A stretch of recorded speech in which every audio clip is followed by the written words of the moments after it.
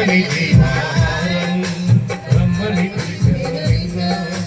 కమ్మని జీవపానం రమ్మని పిలిచెను నిన్ను